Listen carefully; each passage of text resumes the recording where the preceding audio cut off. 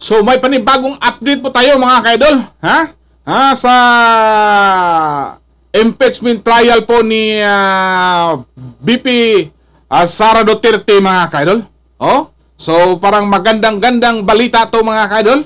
Oh? At sigurado na. Oh?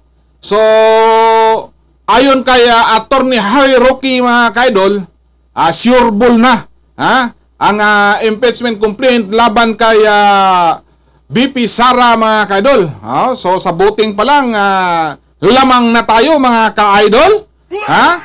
So ito, sundan po niyo mga ka-idol at panoorin po ninyo yung mga statement po ni Harry Roque tungkol po sa impeachment complaint laban kay VP Sara. So panoorin po natin mga ka-idol. At ang magandang balita, maski gusto nilang tanggalin ang ating Inday Sara Duterte, wala na po silang boto para tanggalin siya pagdating na impeachment trial. Bakit? Bilangin natin. 5 ang nanalo sa atin ngayon. 5. Bongo, De La Rosa, Marcoleta, Villar, Marcos. Meron pa tayong isa na Robin Padilla. Ngayon, sino pa yung mga nanunungkulan ngayon? Well, nandyan po yung 2 Cayetano.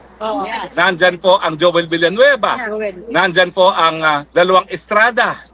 11 na po yan na sa tingin ko boboto para kay Inday Sara. Bakit? Kasi 11 yan, lahat yan, pinangampanya ni Inday Sara kung hindi ng 2016 ng 2019. Diba?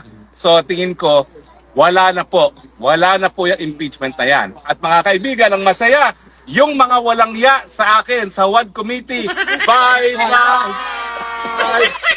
So okay, magandang developmento mga kaidol. Sana po ay magwagi po si Inday Sara at ay mapawalang sala na yan mga kaidol. So hopefully mga kaidol, so ipalagay lang natin na sa 90% ng kasiguraduhan mga kaidol. Sige. So susundan na po natin mga kaidol. So malapit na po yun mag-umpisa ang trial mga kaidol. Okay, thank you for watching mga kaidol. Bye-bye!